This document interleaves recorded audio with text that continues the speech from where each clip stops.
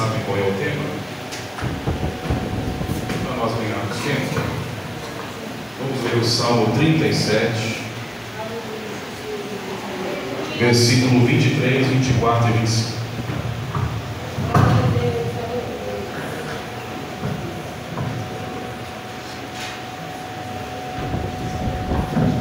Salmo 37,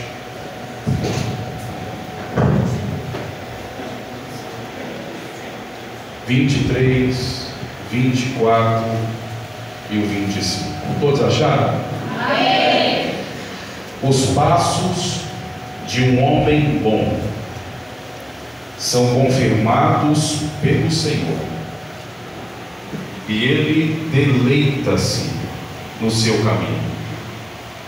Ainda que caia, prostrado não ficará, pois o Senhor o sustenta com a sua mão. Fui moço, fui jovem, fui mancebo, fui menino, e agora sou velho, mas nunca vi um justo desamparado, nem a sua descendência a mendigar o pão. Glória a Deus. Muito obrigado, meus irmãos. Tome o seu assento, por favor. Glória a Deus. Existem pelo menos 3 designativos na Bíblia para a palavra Salmos. Existe a palavra Salmos no latim, que quer dizer saltério. Existe a palavra Salmo no grego, que quer dizer psalmodai. E existe a palavra Salmo no hebraico, que quer dizer terre. Mas, independente da variação da expressão, todas elas dizem que a palavra salmo está intrinsecamente ligado à música, a cântico, a louvor. Só que o salmo não é apenas um cântico, o salmo não é apenas uma música, o salmo não é apenas o produto de algo musical. Salmos, na verdade, é a expressão que sai de dentro do coração de um adorador. Este é o Salmos. A maioria dos salmos, 98, 99% dos salmos, todos eles foram escritos em períodos de tribulação. Quando os personagens que escreveram o salmo, que compõem os salmos, estavam passando por períodos de provação, de adversidade, de perseguição, em vez de abandonarem a fé, em vez de virar as costas para o seu Deus, eles resolveram adorar a Deus, glorificar o Senhor de suas vidas. E a maioria dos salmos estão aqui. Dos 150 salmos que nós encontramos neste livro, quase 50% deles, melhor dizendo, 73 dos 150 salmos foram escritos por um homem só, por um jovem. E quando eu falo do moço, do jovem, do menino chamado Davi. O nome Davi quer dizer aquele que Deus ama, aquele que é amado por Deus, aquele que Deus quer bem. E quando você para ler a história, a vida, a trajetória deste menino chamado Davi, você tem a certeza, você tem a convicção de que realmente Davi era um homem que Deus era apaixonado por ele. Deus verdadeiramente amava Davi. Deus queria bem a Davi. E Davi, ele escreveu tantos salmos maravilhosos que quando a gente para ler, para estudar, para meditar, os salmos de Davi, eles trazem alegria ao nosso coração, traz esperança para a nossa fé e nos injeta ânimo para a caminhada. Por exemplo, Salmo de número 4, versículo 8, o salmista Davi está dizendo: eu deitei, dormi e acordei, porque o Senhor me sustentou. Porque Deus é aquele que sustenta os seus escolhidos. Salmo 12, versículo 5, Davi vai dizer: por causa do clamor do pobre e da adoração de um fiel, Deus se coloca de pé no seu trono. Quem não conhece o Salmo do bom pastor, o Salmo do pastor, o Salmo 23, lá vem Davi dizendo: o Senhor é o meu pastor e nada me faltará. Glória a Deus. Quem nunca leu o Salmo de número 27, que é um dos salmos mais lindos de Davi, Davi vai dizer: o Senhor é a minha luz, o Senhor é a minha salvação, a quem temerei? Pois o Senhor é a força da minha vida, então por que eu retrocederei? Ainda que um exército me cercasse, o meu coração não temeria. Ainda que um exército se levantasse contra mim, em Deus eu continuarei confiando. Uma coisa pedi ao Senhor e a buscarei, que eu possa morar na casa do Senhor todos os dias da minha vida. Oh glória! Salmo 30, versículo 5, Davi diz: no choro pode durar uma noite toda, uma noite inteira, mas a alegria do Senhor virá logo ao amanhecer. Salmo 34, 19, Davi de novo dizendo: muitas são as aflições de um justo, mas Deus é fiel para livrá-lo de todas as suas angústias. Todos esses salmos são compostos por Davi, e todos eles trazem um recado de Deus para a nossa vida. Todos eles trazem uma direção para a nossa fé. Mas quando nós paramos para ler o Salmo de número 37, é o mesmo Davi que escreveu o Salmo 23, é o mesmo Davi que escreveu o Salmo 4, é o mesmo Davi que escreveu o Salmo 34, o 30, o 12, é o mesmo Davi, mas em uma condição totalmente diferente. Porque o Davi do Salmo 37 já não é mais aquele Davi que venceu o urso. O Salmo de número 37, quem escreveu não é mais aquele Davi que venceu o leão. Não é mais aquele Davi que derrubou o gigante com uma pedrada apenas. Esse Davi no Salmo 37 não é mais o Davi que ia para as guerras e voltava vitorioso. O Davi no Salmo 37 não é mais aquele que manejava a sua espada no campo de batalha. O Salmo 37 é escrito por um Davi que já está velho. É escrito por um Davi que já está cansado. É um Davi que, mesmo sendo guerreiro, foi vencido pela fadiga e pela velhice. Um certo dia, Davi levanta-se do seu aposento. Com muita dificuldade, ele se levanta da cama. E Davi coloca a sua roupa e para na frente de um espelho. E Davi fica assustado com aquilo que ele vê na frente do espelho. Seus cabelos estão brancos, O seu rosto está velho e enrugado. Seu corpo está flácido, doente, apático, cansado, afadigado. Davi mal tem força de pegar a coroa que pesava 3 quilos de ouro e colocar na cabeça. Davi não tem força de manusear mais uma espada que pesava quase 15 quilos.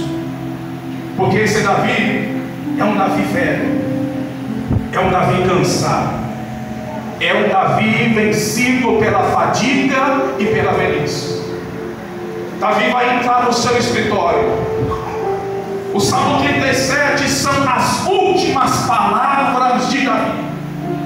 E um certo sábio diz que as últimas palavras de um homem devem ser guardadas no memorial.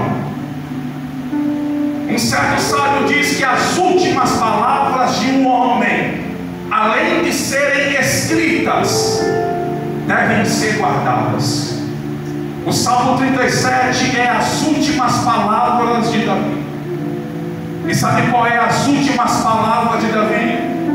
É a que nós lemos aqui no verso 25. Davi está escrevendo dizendo assim: um dia eu fui jovem,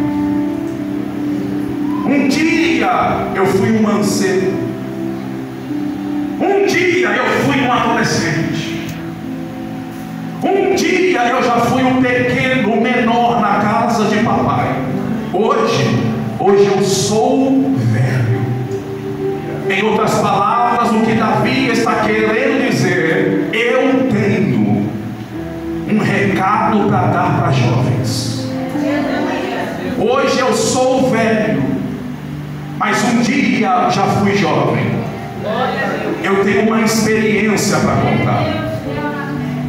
Eu tenho algo a dizer. Eu tenho alguma coisa para compartilhar com esta geração. Davi está falando: eu sobrevivi, cheguei à velhice, passei pela mocidade. Deus em todo o tempo cuidou de mim, zelou da minha alma. Nunca me faltou as mãos de Deus sobre a minha vida. E eu tenho algo para contar para uma geração que está chegando aí. Eu tenho algo para deixar como legado, como conselho, como obra para outros jovens que estão chegando aí. A mocidade da TVC vivendo em Cristo é uma geração nova que está chegando agora. Eu me lembro que no primeiro congresso que eu estive aqui pregando em 2013, há 10 anos atrás, poucos que estão aqui estavam naquela época. Eram outros jovens, era outra cara, eram outras pessoas. O Felipe, que interpretou bem aqui o teatro, era pequeno, a Nicole era pequeno, a Letiane era pequena, eram outros jovens que estavam aqui. E a pergunta é: aonde eles estão? Eu quero trazer um dado para a igreja e eu quero que isso confronte você, porque é uma verdade, é uma estatística. 80% de jovens que cantam no coral de uma igreja, 80% de jovens que fazem parte de algum departamento juvenil ou de adolescente na igreja, quando alcança 18 anos, sai da igreja, se afasta da presença de Deus. E a minha pergunta é: o porquê? Então o porquê dessa festa? O porquê deste congresso? O porquê do teatro? O porquê da correria de fazer o enfeite, a decoração, a camisa, o custo com quem cantou, com quem pregou? Por quê? Se eu sei que amanhã 50% vai sair da igreja, 50% vai se desviar da presença de Deus. Mas está aqui um Davi que um dia passou por o que vocês estão passando hoje, que teve os seus problemas como qualquer jovem tem, como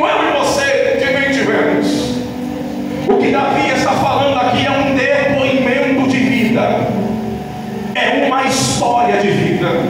Davi está falando: hoje eu estou velho, cabeça branca, a pele do meu rosto está enrugada, eu não tenho mais o vigor diante, eu não consigo derrubar mais um Golias, eu não consigo mais vencer um urso, eu não consigo vencer mais um leão, porque é o que me falta de força, me sobra de experiência.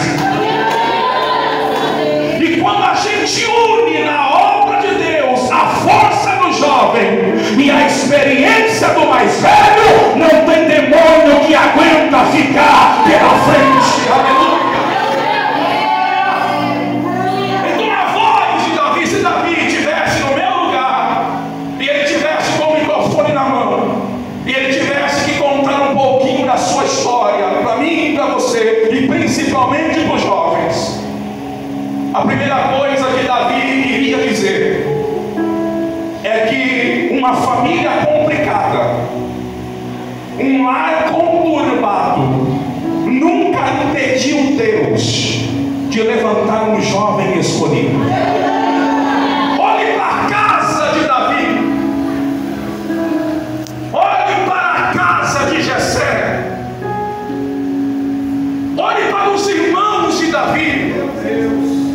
Eram ciumentos, briguentos, contendeiros.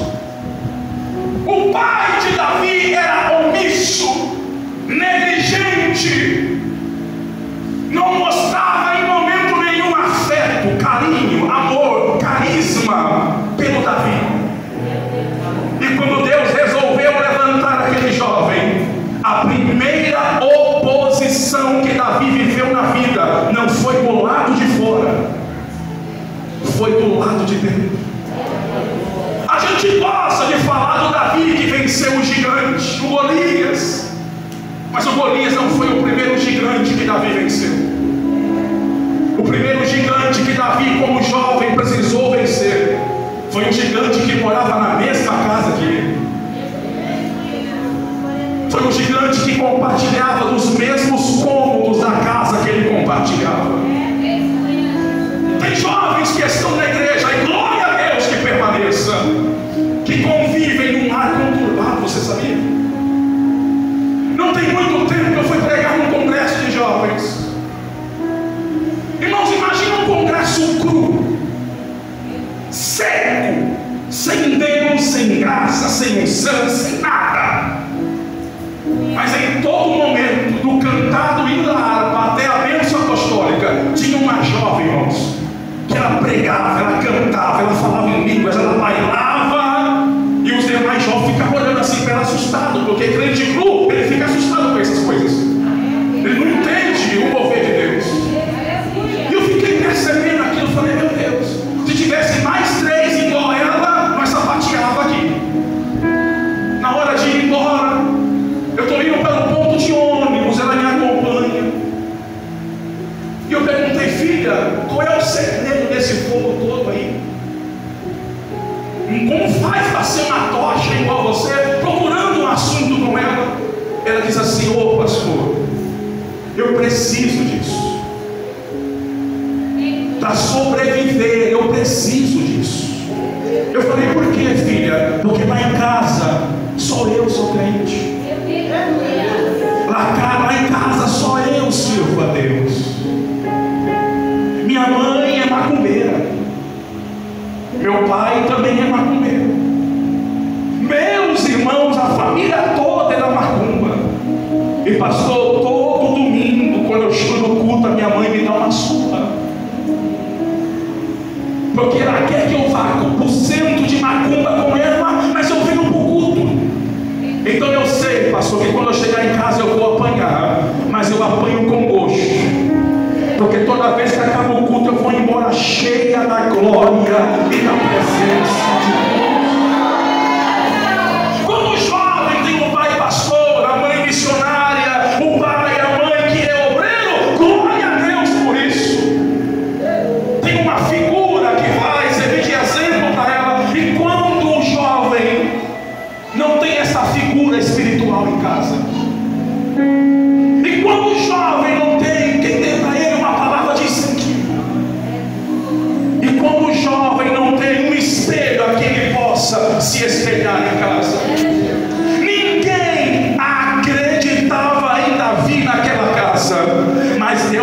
sabia o endereço certo daquele jovem. Então problemas familiares não impedem Deus de fazer uma grande obra na vida de um jovem. Pelo contrário, o pilar daquela casa, quem se tornou foi Davi. E eu quero dizer para você, jovem, ou para você, crente, que está lutando, está orando, está jejuando, está buscando, está fazendo campanha pela salvação da tua casa, fica em paz. Deus sabe o endereço da tua casa. Deus sabe aonde você mora. Deus sabe aonde encontrar aquele perdido na tua casa. Vai ter salvação através de você. Glória a Deus. Diga para alguém, Deus sabe o teu endereço. Diga para alguém, diga, Deus sabe aonde você mora. Ele não é GPS da 99 que erra o endereço, que erra o número, que erra o CPS. Deus sabe aonde você mora.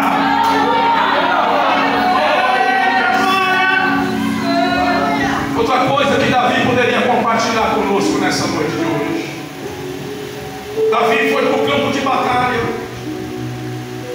A Bíblia diz que há 40 dias e 40 noites tem um homem de mais de 3 metros de altura, o gigante Golias, que desde a sua tenra idade, a única coisa que sabia fazer era manusear instrumentos de guerra. Era um assassino profissional. Golias está afrontando o povo de Deus. E no arraial tem um soberbo frouxo, um soberbo medroso, um soberbo que tem medo de grito de Golias. Sabe o que eles estão fazendo? Estão se escondendo. Aí chega um menino, o menor da casa de Jessé, aquele que a Bíblia diz que era de gentil aspecto, mas que o Senhor era com ele.